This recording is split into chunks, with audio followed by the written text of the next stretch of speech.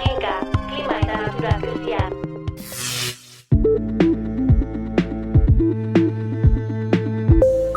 Albisteak.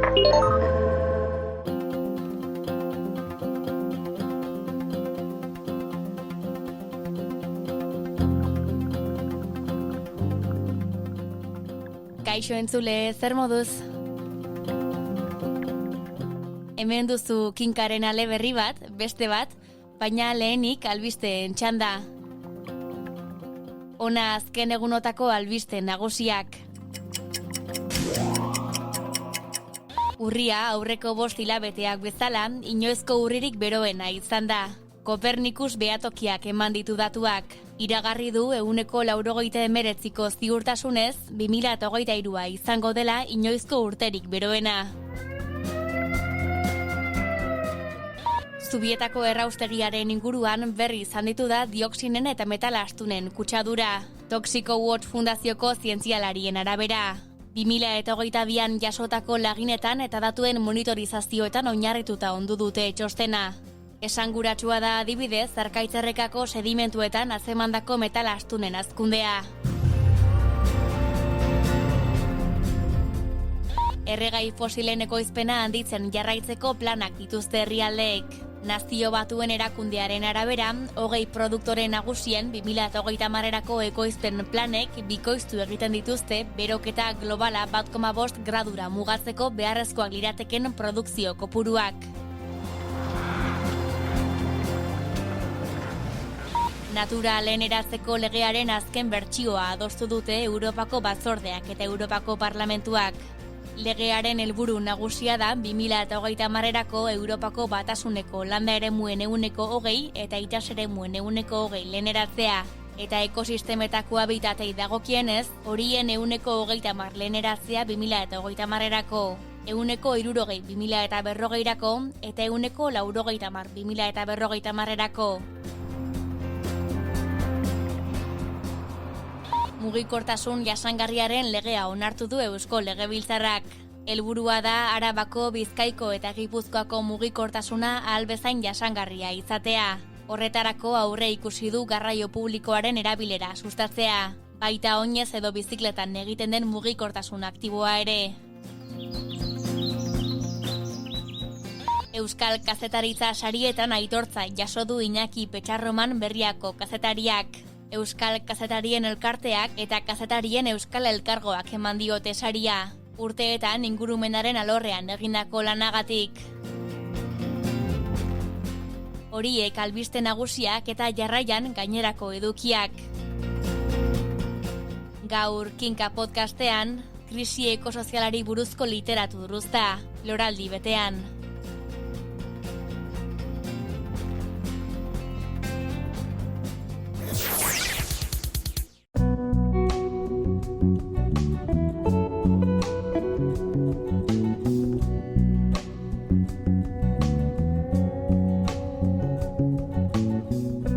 Kaixolat, zer moduz? Ondo, eta zu? Ba, ondo ni ere. Mira, joango gara orduan, ze termino ekarri duzu gaur, Nagore? Antropozenoa. Antropozeno. Ez zait oso ezaguna egiten, Nagore, zer da? Ba, horrela azaltzen du Berriaren estilo liburuak. Zeinbait zientzialarirentzat oraingo garai geologikoa da, Holozenoaren ondorengoa alegia, giza jardueraren ondorioz, ekosistemak aldatzen hasi direnekoa. Gaur egungo garai geologikoa ofiziala da deitura edo oraindik ez? Ba, ofiziala ez da, Nobel saridun Paul J. Cruikshanek definitu zuen aurrenekoz, 2002an Nature aldizkarian argitaratu zuen artikulu batean. Geroztik eztabaida handia dago, gaur egun gauden aro geologikoaren izaera zehazteko, ofizialki eta zure galderari erantzunez, Holozenoan dago lurra, duela 11.000 urtetik, baina beste hainbat zientzialarik aldiz uste dute jadanik antropozenoan dagoela lurra. Ados, ulertzen dut nolabait eztabaida. Eta Cruikshanek zer zioen, berak hasiera datarik edo jarri zion? Kriutzenen lanaren arabera, industria iraultzaren aroarekin batera abiatzen da antropozenoa, eta funtsean dio aro geologiko hau gizakiaren inpaktuak ezaugarritzen duela. Alegia, lehen aldia dela lurraren historian gizakia indar geologiko modura ageri zaiguna. Ados. Gizakion jarduna eta inpaktua jartzen du erdigunean, orduan. Hori da, bai, eta badakizu gainera olatz, bitxikeria gisa edo badago toki bat Kanadan antropozenoaren hasieraren ispilu oso garbia dena antza. Ara, antropozenoaren ispilua eta zein da toki hori? Kanadako Crawford lakua da, geologoek aipatu dutenez, lakuan aurkitutako sedimentuek azken 1000 urtekoetan izandako ingurumen aldaketen erregistro ezin zehatzagoa erakusten dute, besteak beste, antropozenoaren hasieran garrantzia handia zuen osagai bat aurkitu dutelako bertan, plutonioa. Plutonioa, laku horretan arakatu beharko dugu orduan erantzun bila.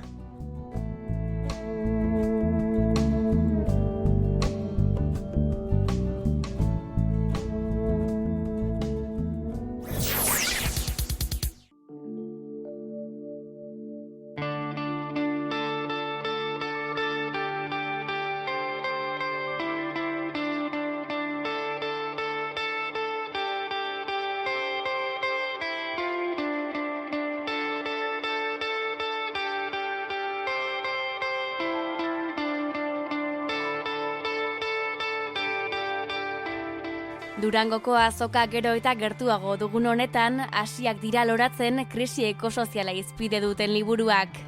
3 argitalpenen berri izan dugu guk, eta saio honetan horietako bakoitzari buruz arituko gara egileekin batera. Jokin Bergara soziologoak betidanik bizi izan du kezkaz krisi ekosoziala. Aitortu du eragin handia izan duela Joseba Azkarraga irakasle izateak ere. Eta hortik hasi zela gaiaren inguruan sakontzen, tesi bat egiteraino. Liburu bat idazteko aukera berriz Iratzar Fundaziotik heldu zitzaion. Adaxka Lehorrak, talka ekosozialaren biharamun politikoak izenburupean argitaratu du. Iparrorratza bildumaren barruan. 3 atal nagusitan bereizi du liburua, eta horietako bakoitzean askotariko gaiak landu ditu. Tartean, nondik gatozen, non gauden eta mugalarien garaia ote den lantzeko atala.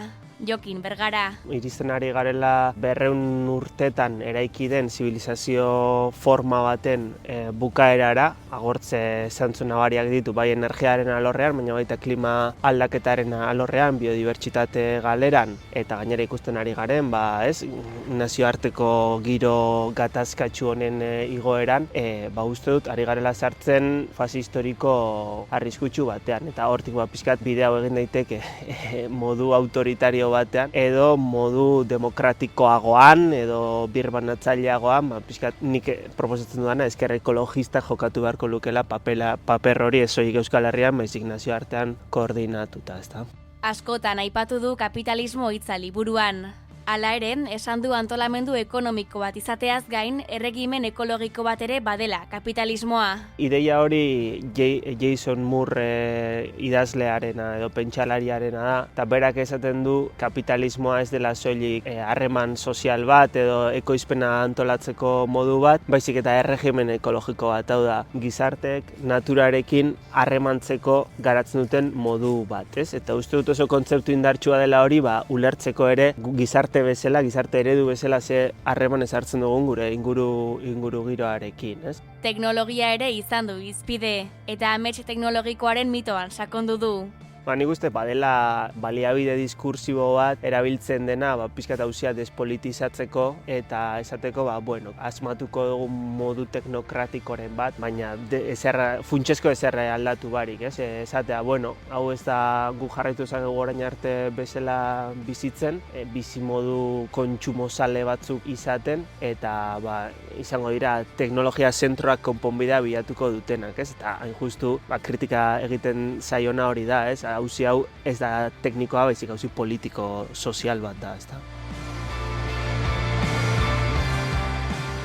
Bigarren atalean politikari behatu dio bereziki.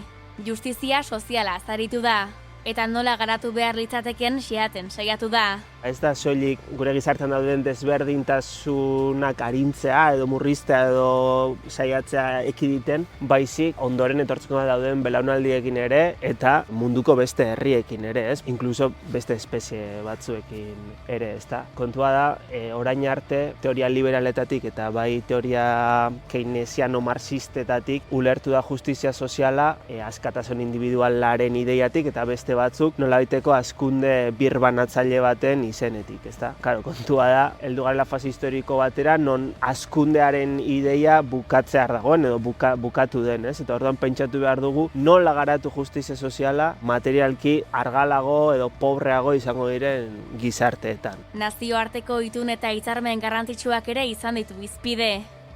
Parisko hitzarmenaz eta itun berri berdea aritu da bereziki.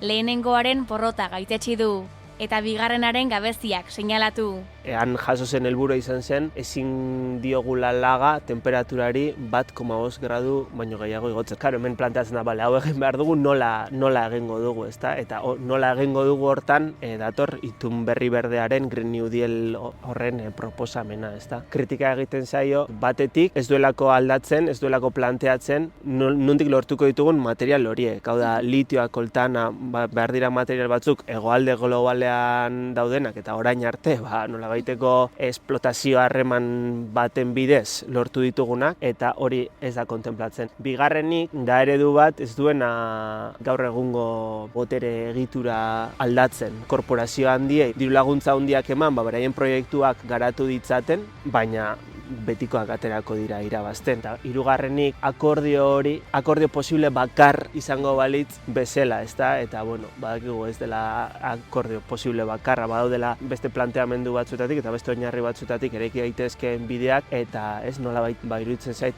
tranpatia. Euskal kooperatibismoaz ere hitz egin du eta iritzi dio berrikuspena behar dutela esperientzia kooperatibo horiek. Ekonomia ekologikoaren kontsultatik pasata. Formula keynesiano-marxista horri hazkunde birbanatzailearen izenean, kooperatibek ere formula hori jarraitu dute, ezta? Nolabait joera akumulatibo haztaile bat mantendu, gainera gero nazioarteko merkatu kapitalistaren etorrearekin zabaldu nazioartera eta abarrez, haunditu eta gero haunditze horretan dagoen aberastasuna banatu, ezta? Eta hori da, justu, trantsizio ekosozialetik berpentsatu beharrekoa, ezta?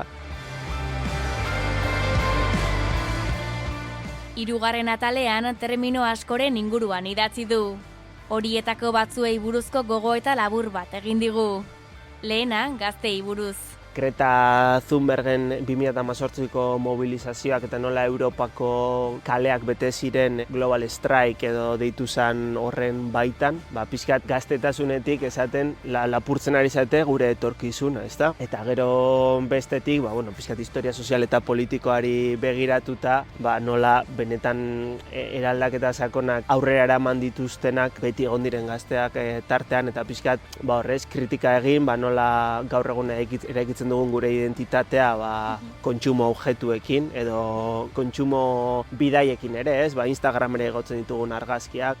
Jarraian desazkundeaz mintzatu da. Badago eztabaida ekologismoan desazkundea termino egokia den erabiltzeko, gehiengo sozialak ez daudela prest entzuteko, desazi pobretu behar garela materialki, ezta, baina kontua da ez dela hori, ez dela asmo politiko bat, dela diagnostiko zientifiko bat, gure ekonomiak edo gure metabolismoa argaldu beharko dugula planetaren mugen baitara egokitzeko, ez? Herri boterean ere egin du azpimarra. Nolabait, emozio positibo horiek kanalizatzeaz garrantzitsua dela, jendeari esatea, gauzak gaizki daude, baina eraldaketa prozesu bat aurrera eramaten badugu, hobeto bizi gaitezke, ez? Olako narratiba simple bat, irudikatik ditzakegu beste bizimodu batzuk, beste gizarte batzuk, beste ekonomia batzuk, eta horregatik esaten dut, ez? Nolabait eskuti joan behar dutela, hori, gizarte eraldaketaren edo iraultzaren amets hori, ez? Utopia hori, eta aldi berean,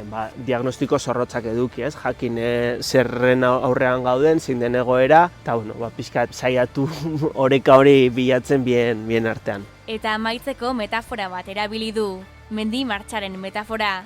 Jokin Bergara. alde batetik simbolizatzen duelako hiri urbano eta industrialetik irteera bat, eta simbolizatzen duelako ere taldetasuna, elkar zaintza, erritmoa, ere, ez goaz denok aldugun erritmoan, partekatzen dugu ditugun baliabideak eta abar, da, bueno, agian romantiko egia da edo, baina, bueno, hori pixkat kontrastean jartzeko, 20. mendearekin, edo pixkat industriaren gorazarre horrekin eta industriak ekarriko dugun gizatea, eta, bueno, agian ez. Aurretik idatziak zituen artzaintzari buruzko hainbat artikulu Josebe Blanco artzain eta gazteagileak. Horri buruz sakonago idazteko nahiak baina liburu bat idaztera eraman du. Hausnarrean ardiek egin haute artzain du izena, eta argiarekin argitaratu du. Eguneroko formatuan idatzi du, hilabete, azarotik azarora. Barruan bera zeharkatzen duten askotariko gogoetak irakurtzeko parada du irakurleak. Eta noiz edo noiz poesiekin, ilustrazioekin eta bestelako elementu grafikoekin ere egingo du topo. Artzaintzari buruzko hiztegi bat barne. Egunerokoan bere jardunari buruz aritu da nagusiki. Eta jardun hori azaltzearekin batera, hainbat gairen eta aferen gainean duen ikuspuntua azaldu du. Lehenik ardiekin bizitzeaz mintzatu da, eta ez ardietaz. Josebe Blanco. Esaten dugunean ardietatik bizitzea, edo lurretik bizitzea, baratzatik bizitzea, horren atzean iskutatzen dan espiritua edo dala jasotzekoa. Eta esaten dugunean lurrarekin bizitzea, nire kasuan ardiekin bizitzea ere, elkar bizitza bat osatzen da. Denon lana da beharrezkoa, baserri hori mantentzeko ez, eta bizitza horiek mantentzeko. Horrekin batera gogo eta egindu artzaintzaren ofizioari buruz. Esan du uste zuela artzain izateko manera bakarra zegoela, baina deskubritu du beste modu asko ere badaudela.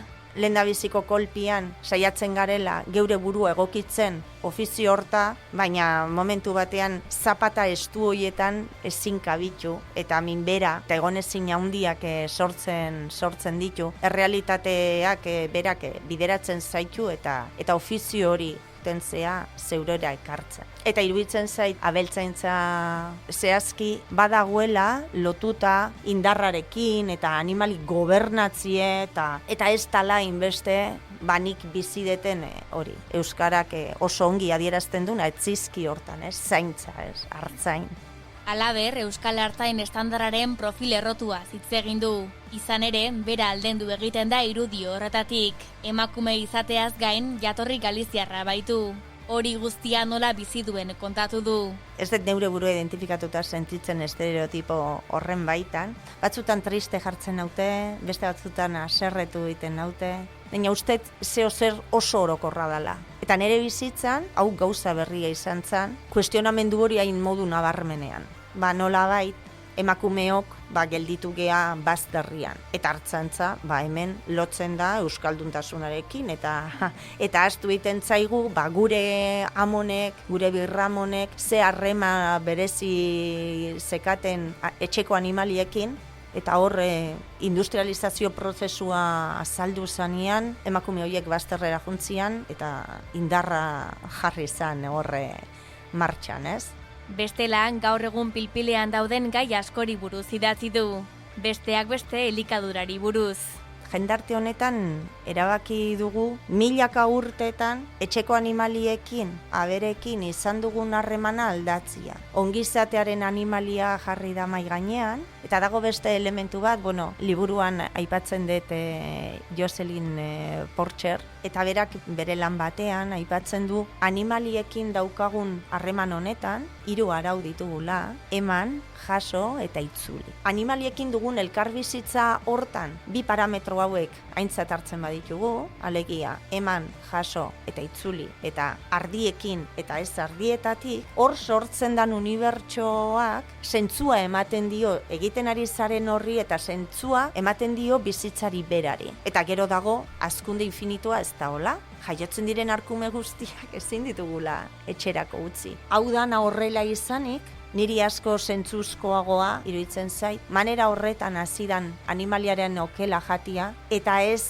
ordezko hoiek. Eta behar bada hasi beharko genuke pentsatzen okelaren industria edo esne industria, hoi industria dala eta ez dala abeltzaintza. Abeltzaintza industriala ez dela existitzen, edo industria da edo abeltzaintza da.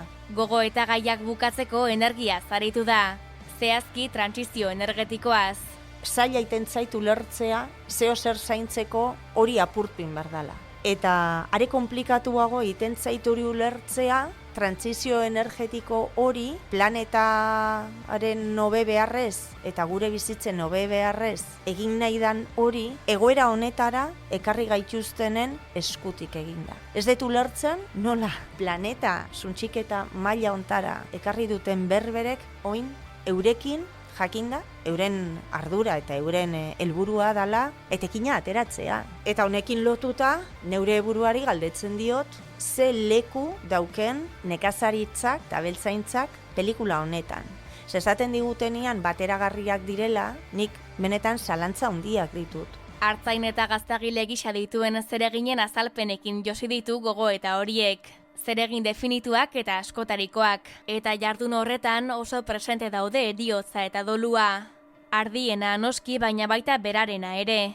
Josebe Blanco. Ardiekin bizi zarenean lehen aipatzen genunez, distantzia hoi desagertu egiten da, lankidia da, eta momentu asko konpartitu dituzu, bere erditzea konpartitu dituzu, lagundu diozu, eta heltzen zaionean amaiera gaixotzen danian, hil behar dezunian, hor gauza asko hausten dira. Eta batzutan heriotza dator, etorri behar dulako, eta zuk eragin behar dezu heriotza, maite dezun hori ez sufritzeko. Patxada hartu, lagundu, heriotza hortan, eta alik eta txukunen atera. Eta batzutan bada, zeure burua zalantzan jartzea, egin alnun guztia indet, tratamendu hori ondo eman diot, beste kontu bada, eta nik hor bai sentitzen dut erroduntasuna beharra da, eta da arkumeak hiltegira eraman behar ditugunean, krakateko hundi bat bizidete barruan ardiari arkumea hartu behar dio danean. Zeberak usten dit hartzen, usten digu, etxekoi. Eta orduan hor bai, hor gauza asko mugitzen dira.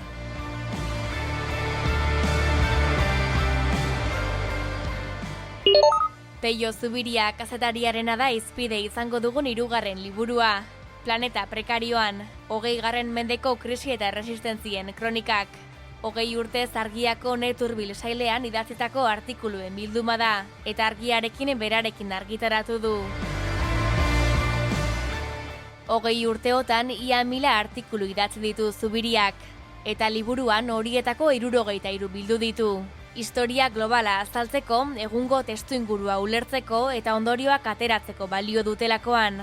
Hautaketa horretan hainbat lankideren laguntza izan du, eta guztien artean erabaki dute argitalpenaren titulua, Peio Zubiria. Batez ere nire lankideak argiak erredakzioak enpeinatu dira liburu ateratzen, niri neko zorabio ematen zidan pentsatzeak, zer eman dezaken 20 urte berandugo edo 10 urte berandugo artikulu batek, dena da, behin martxan jarrita, 4 editore euki ditut, Urko Apaolaza, Lander Arbelaiz, Genofa Teroko Irigoin, eta Jon Torner. Orduan, garen artean hitz egiten, titularra ez zuten nahi izatea artikulu zailaren berdina, neturbilez baizik eta beste bat. Eta horra azten zara titulu bila, kazetari guztiok egiten dugun ariketakin, Hasieran da, planeta, izan ziren mundua, baina planetak indar gehiago edo, prekarioa, erderatik hartutako hitz bada, baina ez egonkorra ere ez da oso hain adierazgarria, eta prekarioa egia da, esaten zaiola batez ere lan munduan erabiltzen da, langile prekarioak, lanpostu prekarioak, baina prekario baldin bada ez egonkorra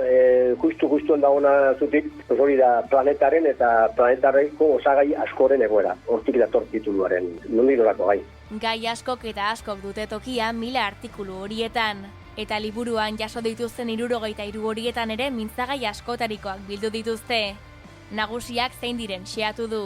Derrigortu ninduten lanera itzultzea fisikoki oso ondatuan nengoen garaian, argian ikusten zen itzune bat egon zitekela nik betetzen modukoa nazioarteko gaien inguruan. Baina nire ez nazioartean aditua, ez naiz ingurumean aditua, ez naiz ezertan aditua. Nire kazetari tipiko bat saiatzen dena alik eta iturri honenetik edan, eta irakurlei alik eta irakurgai iradokitzaileanak ematen. Eta, hortik atera dira gai horiek nazioarte edo mundu mailan edo momentuan dauden gertakizunen gako batzuk eskaini edo bilatzen dituzten beste iturri batzuen galbaetik pasata, edo etorkizunari buruz ikusten dian leku kezkagarri edo itxaropentsuak. Eta beste batzutan, badira baita ere, historiarako erreferentzi batzuk haiek errepikatzen dialako edo haien oihartzuna daudelako gaur egun, eman dezagun, 20. mendean edo aurrekoetan egon diren masakreak eta edo zintzilik utzi diren borroka antikolonialistak eta holako gaiak dira. 20. mendeak areagotu eta 21. mendeak eredentzen hartu ditun krisi ugarien inguruko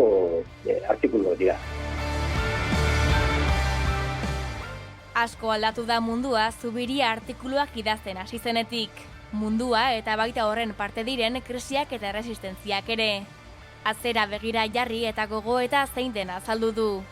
Gerren goraldian egin du azpimarra. Gerrei dagokienez eta geopolitikari dagokionez, ari da gertatzen momentuetan gauza berezi bat, eta da, gero eta gehiago hitz egiten da krisi klimatikoaz, gero eta gehiago hitz egiten da krisi askotaz, krisi ekonomikoaz, energia krisiaz eta hori, eta aipatzen denean transizio baten beharra hitz egiten dira, estenario asko aipatzen dira. Baina estenario guztietan, gehienetan ahazten dugu gizakiaren historian eta prehistorian konstante bat dan bat, eta da, gerra. Justu hortik ari da, baita ere, azkeneko 3 urteotan, 2014 askidan Krimeako azkenean, baina azkeneko 4-5 urteotan ari da lertzen krisi sistemiko orokor hori, ari da lertzen gerretatik ere. Orduan, nola ikusten zuan, momentu komplikatua. Eta gainera, nabarmendu du eszenatoki horietako asko aldez aurretik ohartarazita zeudela. Zubiria. Ikusten duana ere, atzera begira, orain agertzen ari diren gauza asko lehendik abisatuta daudela. Pizka bat alde hortatik, kazetariok ibili behar dugula kontuz, alarmismoetan erori gabe. Alarma jotzeko dago garai bat, tokatzen den garaian. Baina tokatzen den garaian ibili gu distraituta eta irakurleak distraitzen, entzuleak distraitzen beste gaietan. Eta ben ja ondorioak hasi diren ikusten, orduan gainera, nolabait gozatzea detailetan, eman dezagun Gazan. Gaza da bomba bat berotzen ari zena. Eta Palestinan dagoen apartheid egoera, esaten ari zen, gaina hitz horrekin azken urteotan apartheid hori lertu behar du. Orain erakustea hango txikizio guztiak egunero telebistan, eta aldi berean ez jartzea erremediorik, hori da alarmismoa eta espektakulua kokatzea. Argazki horren aurrean, distantzia batera kokatzen da herritar gisa. Eta gozamenez begiratzen die borrokarako grina duten gaztei. 75 urteekin ez da elkitzen 25-eko indarra. Orduan, nik uste denak ere, eta saiatzen ez bere buruak ariketa hori izan behar dugula, ez apala, normalak kontuatzeko, adin badaukagula, belaunaldi batzutakoak gerala, gure kasuan ilusio hau dizituen belaunaldi batetakoak, baina gu orain, gure osasunean da gure egoeran, gainbeheragoa zenean, ez degula ere izan behar eskortasun hori kutsatuko dena gondokei. Orduan, gure lana izan daitekela, dakiguna edo ikusiguna edo ikasi duguna transmititzea. Eta gero, eguneroko desastreen artean, badago jende bat borrokan ari dena, edo alternatibak edo erresidentziak egiten dituena, eta hoiekin ere gozatzen da. Nekazaritarekin piston desastreak egin ditugu, Euskal Herrian ere bai, baina nekazaritzen ari dira talde txiki batzuk beste modu batean lanean, eta orduan, hoien inguruan ibiltzea eta hoiei laguntza albaldin bada, eta bakarrik egotea eta hoiekin bizitzea, hori bizi plan polita iruditzen zait.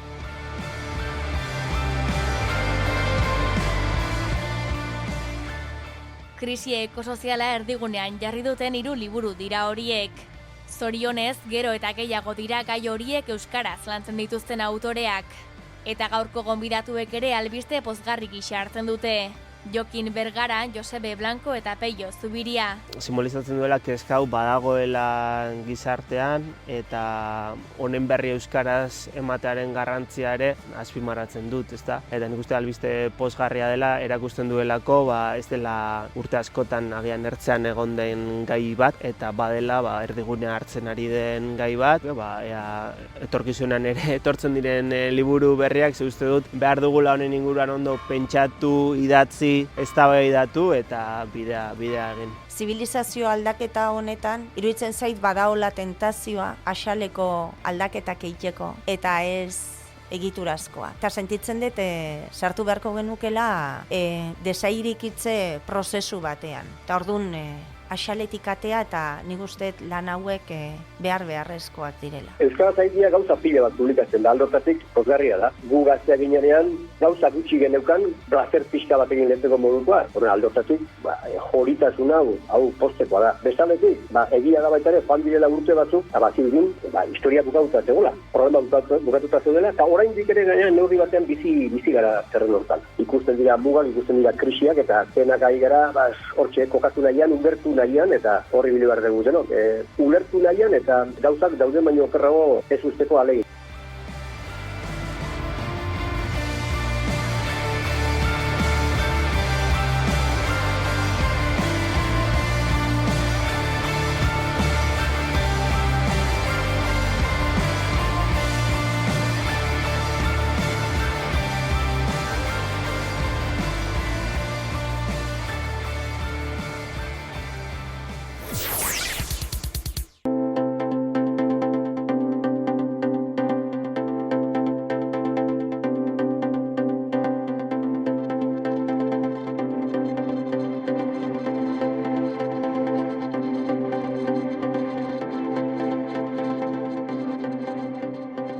Kaixo berriz ere, Olatz. Kaixo nagore.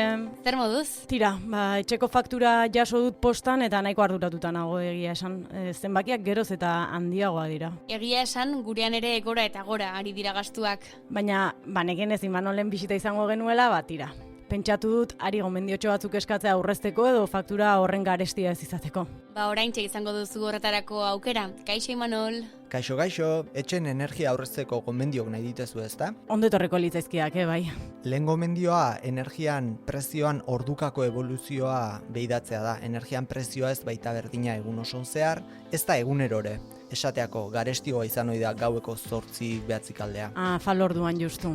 Bai, etxe neotegean ordutan. Baino informazio jakiteak kontsumo handiko gailuk, garbigailua edo talabea esateako noiz piztu planifikatzen lagundu zaitzake. Eta ondo antolatuta diru aurreztu ezakezu edo ez horren beste gastatu. Beraz, erabilera planifikatzea da lehenengo gakoa, ez da? Bai, hoi da. Ta lehen gomendioa erabileran planifikazioakin zeon erlazionatuta, bigarrena erabileran ingurun. Erabilera inteligentea egin behar deu. Labea pizte deunen, gauza bat baino gehiago kozinatu, edota labea erabiltzez bukatze deunen, bere beroa sukalda epeltzeko ibili, ozkailua alik eta gutxinik eukirikita, eltzen tapak ibili, argia itzali, makina bat aldiz esan dizkiguen gakoik. Bai, gorka egiak ere gai horretan sakondu zuen iazko denboraldian. Beak esantzun bezala, regletak erabiltzeak interesgarria izateuke, gaiuk standby egoeran energiaz konsumitzeko. Edota negun berogailun temperatura gradu bat murriztea. Desiente merkegoa da etxen negun jertxelodi bat jaztea, kalefazioa lanen jotasu izatea baino.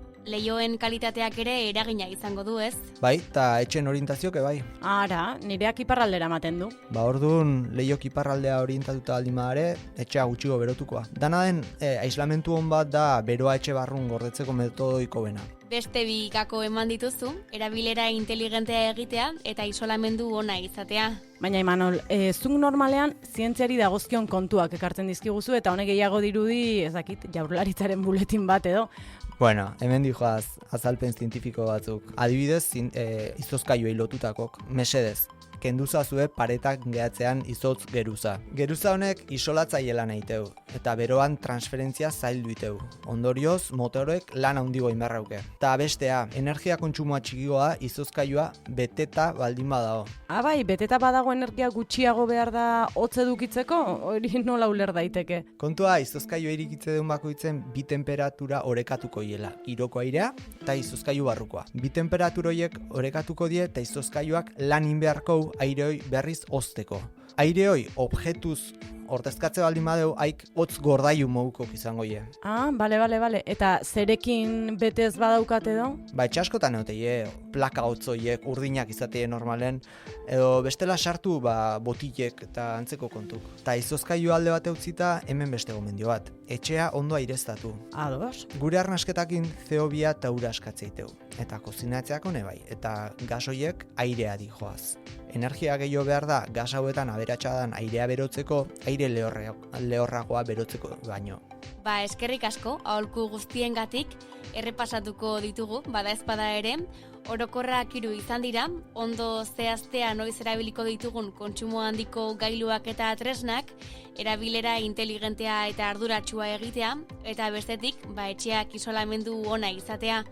Eta zehatzagoak aldiz, beste 3, izozkailuaren hormetako izotza kentzea, betea izatea ere bai, eta etxea ondo aireztatzea. Bukatu dugu gaurkoz, ezta? Bai, beste kezkaik espaldi maukezu bintzat. Ez. Oraingoz buruastea nahikoa. Eta aldatzeko gakoak eman dizkiguzunez, ni pozarren. Iritsi da, estudioa aireztatzeko garaia ere, ondo segi eta laster arte.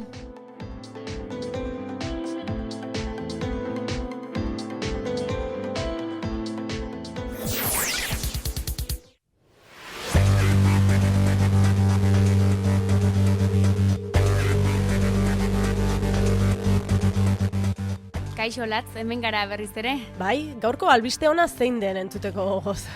Itortu behar dut gaurkoak bereziki eman didala harreta, ez dakit berri ona bere horretan edo txarra den, baina harreta behintzat eman dit. Esan orduan botanik ere jakin nahi dut zein den. Albistea da, Gaztezulo aldizkariak jaso du gainera, Alemaniako supermerkatu batek produktu batzuen prezioak igo dituela, produktu horiek sortzen duten ingurumen inpaktua kontuan hartuta. Ara, hori enuela espero. Penny deituriko supermerkatu kateak egin du, Alemaniako supermerkatu kate nagusiak, proba pilotu bat da, eta zehazki 2150 supermerkatutan jarri dute abian. Begira, oso interesgarria iruditzen zaitzeren nahore ondo ulertu balin badut behintzat, prezio ez diete igoko produktu guztiei bakarrik batzuei, ez? Zehazki, adibidez, karbono aztarna handia dutenei edo bertakoak eta garaikoak ez direnei, ez? Hori da, produktu horiek ekoizteko benetako kostua da kalkulatu dutena, besteak beste lurrean, kliman, uraren kontsumuan eta osasunean duten eragina kontuan hartuta. Ados. Eta asko igo dituzte prezio horiek edo igoera simboliko xamarra? Ez, nahiko igo dituztela esango nuke, bienar saltxitzen prezioa adibidez, 3,19 eurotik 6,0 batera igo dute, eta jogurta adibidez 1,19 eurotik 1,56era. Igo dituzte orduan, bai. Gainera, supermerkatu kateak adierazi du prezio igoera horrekin lortu duten soberakina Zukunftsbauer deituriko erakundeari emango diola, eta elkarte honek nekazari txikiei laguntzen die. Gaurko berri ona 2 aldiz ona. Amaitu dugu gaurko saioa ere. Eta gaurko honetan ere gai askori buruz aritu gara. Errepasatuko ditugu bada ezpada? Antropozenoaz aritu gara hiztegiaren atalean. Erreportaje nagusian aldiz, ingurumen krisia ardatz duten uzta literarioari buruz aritu gara, Durangoko azokarako gutxi falta den honetan. Eta aholkuen atalean Imanol Landa Medrano izan dugu, oraingo honetan energia aurrezteko aholkuekin. Ederki, eta amaitu noski kantu batekin, amaituko dugu beti bezala, gaurko honetan gonbidatu baten liburuan aipatzen den kantu batekin, hain justu ere. Eta zein kanturekin? Berri txarrak taldearen libre kantuarekin. 15 egun barru elkartuko gara berriz hemen, berriaren klima eta natura krisiari buruzko Kinka podcastean. Kinka, haizeak adina jakiteko. Eta gogoratu, 15ero hitzordua egin ahal izateko berria lagunak beharrezkoak ditugula, beraz, gustora entzuten bagaituzue, arpidetu buletinera eta egin berria laguna. Eskerrik asko Latz eta eskerrik asko uinez bestaldean zaueten guztioi ere. Eskerrik asko zuri Nagore.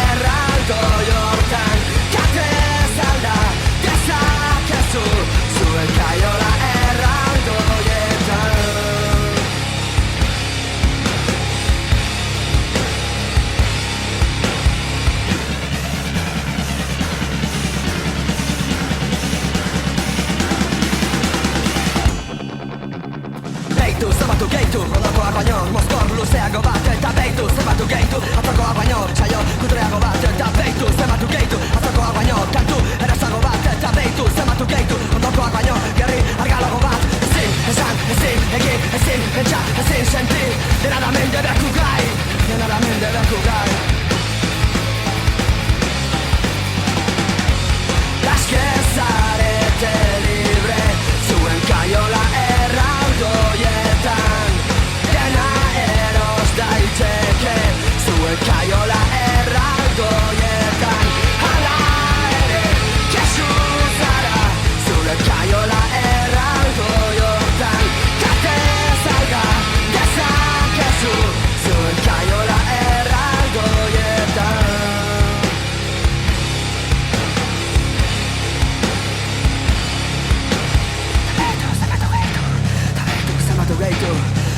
Zenbatu gehitu, zenbatu gehitu